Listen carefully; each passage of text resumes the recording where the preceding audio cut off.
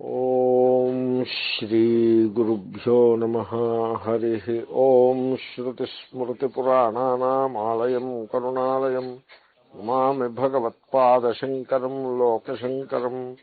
ఓం భద్రం కర్ణేభిః శృణుయామదేవాః భద్రం పశ్యేమాక్షభిర్యజత్రాః స్థిరైరంగైస్తుష్టువాగుంసస్తనూభిः దేవహితం యదాయుః స్వస్తి న ఇంద్రో వృద్ధశ్రవాః స్వస్తి నః పూషా విశ్వవేదాః స్వస్తి నస్తార్క్ష్యో స్వస్తి నో బృహస్పతిర్దధాతు.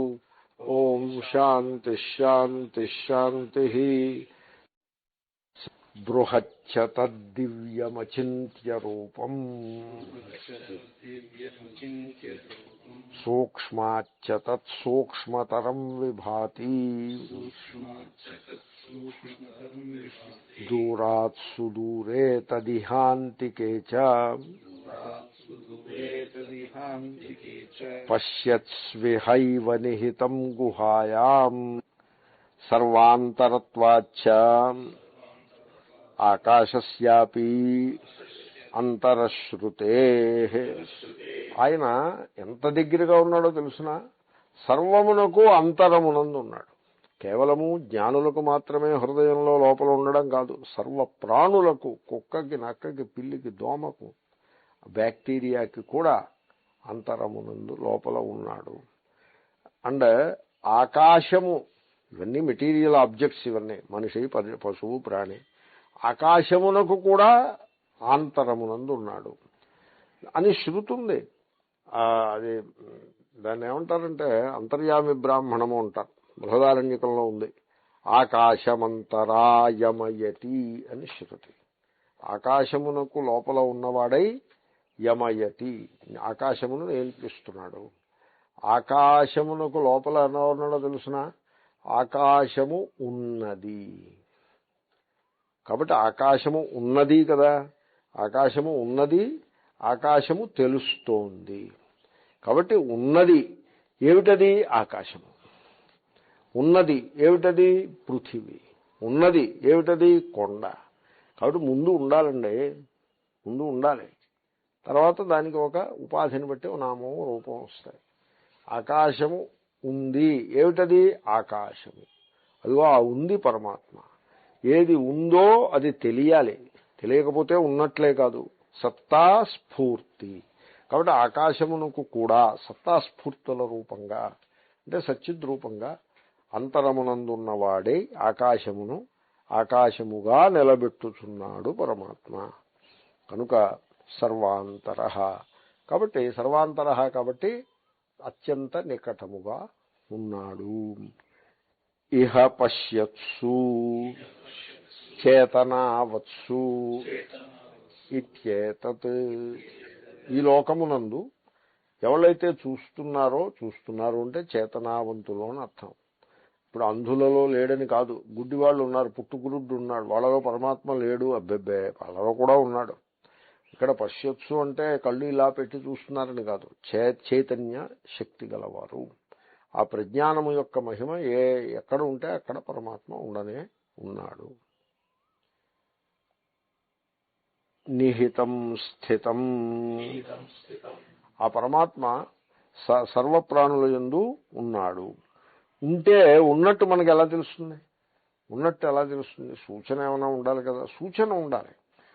సో దర్శనాదిక్రియావత్వేన యోగిభిర్లక్ష్యమాణం. ముందు మీరు యోగి అయ్యి ఉండాలి. యోగి అయితే మీకు ఆయన కనపడుతూ ఉంటాడు, తెలుస్తూ ఉంటాడు, కనపడుతూ ఉంటాడు. లక్ష్యమాణం. అలా కంటికి వచ్చి ఎదురుకుండా నిలబడి డ్యాన్స్ చేస్తాడు, అప్పుడు చూస్తామంటే అక్కడ కుదురుతుంది, అప్పుడు మీరు నిద్రపోతారు. అలా కాదు, లక్ష్యమాణం. యోగుల చే తెలియబడుతూ ఉంటాడు, అంటే యోగులకు తెలుస్తూ ఉంటుంది. ఎలా తెలుస్తుంది? ఎలా తెలుస్తుందంటే మీకు చెప్పాను కదా, చీకటి గదిలో బ్యాటరీ లైట్ వేశాడు ఒకడు, ఘటం కనపడుతోంది.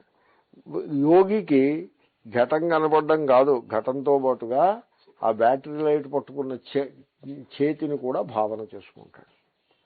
ఒక చెయ్యి, ఒక చేతనుడు బ్యాటరీ లైట్ వేస్తున్నాడు అని ఆ బ్యాటరీ లైట్ వేసిన చేతిని యోగి భావన చేస్తాడు. అజ్ఞాని దేన్ని భావన చేస్తాడు? ఆ ఘటానికి రంగవిల్లులు పెట్టి పూజ చేస్తాడు.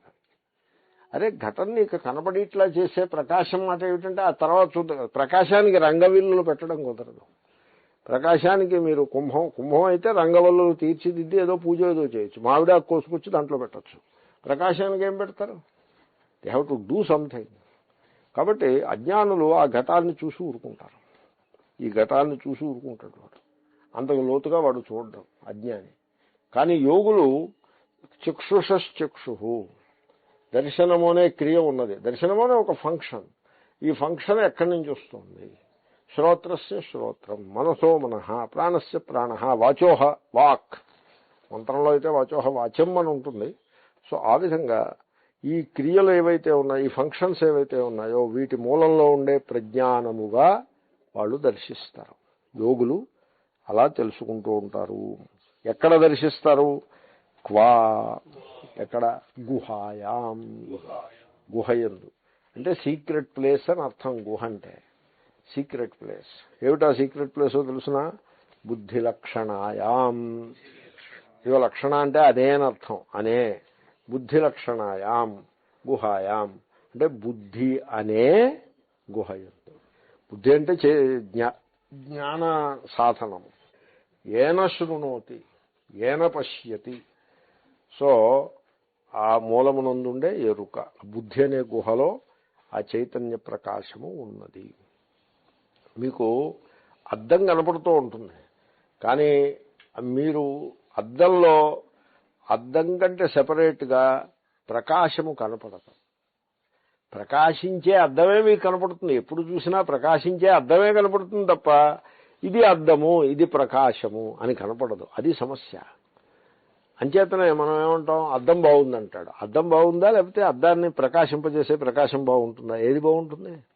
ప్రకాశమే బాగుంది. అద్దం ఏమిటి బాగుండడానికి? అది జడము, అది నాటి ఒపేక్ ఆబ్జెక్ట్ ఇట్ ఈస్. కానీ వీడు తెలుసుకోలేకపోతాడు. యోగి తెలుసుకుంటాడు. అలాగే బుద్ధి ఉన్నది, చూస్తోంది, వింటోంది, బుద్ధి చేస్తోంది ఇవన్నీ.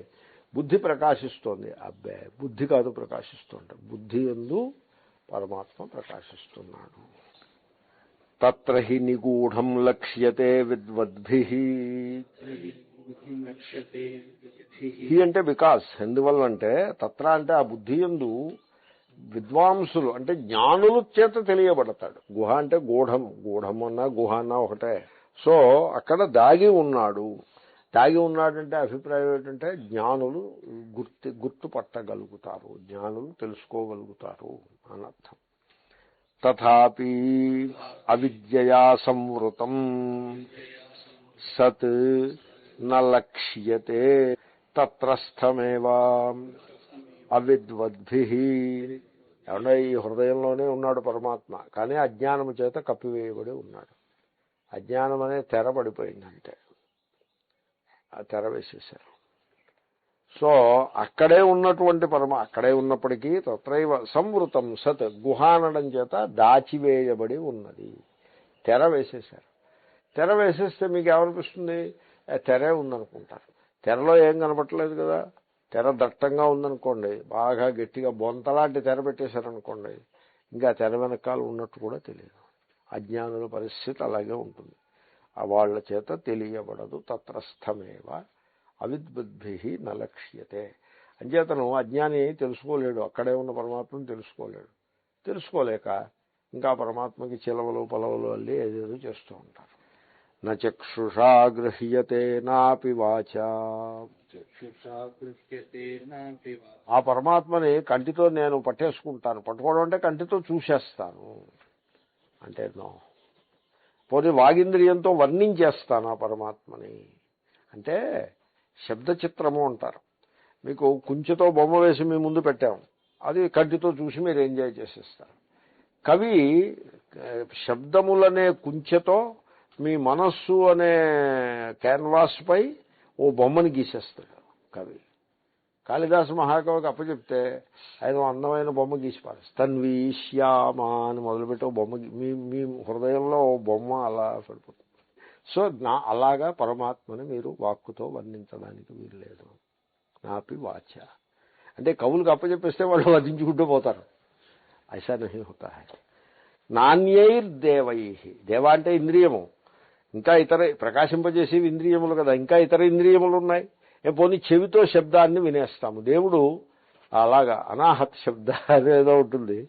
అనాహత్ శబ్ద అంటే డ్రమ్ము కొట్టినప్పుడు వినే శబ్దంలాగా కాకుండా కొట్టకుండానే, దేన్ని కొట్టకుండానే వచ్చేస్తూ ఉంటుంది శబ్దం. ఆ శబ్దమే దేవుడు. ఐసా నహీ హై. మీరు వినేది దేవుడు కాదు. దేవుణ్ణి వినడానికి ఆయనకి శబ్దం చేస్తేగా. తర్వాత మనస్సుతో మేము ఊహ చేసేస్తాము. నో. తపస్సుతో ఆయన్ని మేము తపస్సుతో అంటే ఇలా ఒంటికాల మీద నిలబడి ఏదో చేసేసి మేము ఆయన్ని సాధించేస్తాము. నో. కర్మతో మేము ఆయన్ని చేరుకుంటాము. నో. ఇవేం వర్కౌట్ కావు. తపస్సు మంచిదే. తపస్సు అనేదానికి మీరు చెప్పే అర్థాన్ని బట్టి ఉంటుంది. మరి పరమాత్మ ఎలా తెలుస్తాడు? జ్ఞాన ప్రసాదేన. ఆ అండర్స్టాండింగ్ ఉండాలి. ప్రసాదం అంటే అది ప్రసాదం, జ్ఞానమే ప్రసాదం. ఆ ప్రసాదం అంటే ఎలా? జ్ఞానం ఉన్నవాడు నాకు తెలిసిపోయింది మిల్గయా యూరేకా అన్నాడు అనుకోండి. నో నో, అక్కడ మళ్ళీ ప్రసాదం లేదుగా. తెలిసి అలా గమ్మున ఉంటాడు. జ్ఞాన ప్రసాదేన. ఆయన అప్పుడు ఆ విధంగా అటువంటి జ్ఞానప్రసాదముతో ఎవడో చూస్తాడు. ఎవడు? విశుద్ధ సత్వ, పరిపూర్ణ అత్యంత పవిత్రమైన హృదయము గలవాడు చూడగలుగుతాడు. తం పశ్యతే, అలా చూడగలుగుతాడు. నిష్కలం, ఆయన చూడగలుగుతాడంటే ఇదిగో ఆయన చెవిది, ఆయన ముక్కిది, ఆయన చేతులివి అలా మొదలెట్టద్దు. నిష్కలం, అక్కడ అవయవాలు ఏముండవు, అక్కడ ముక్కలు భాగాలు అవే ఉండవు. అలా చైతన్య ప్రకాశ రూపంగానే తెలుసుకోగలుగుతాడు. ఎప్పుడు? ధ్యాయమాన, ఇన్ మెడిటేషన్.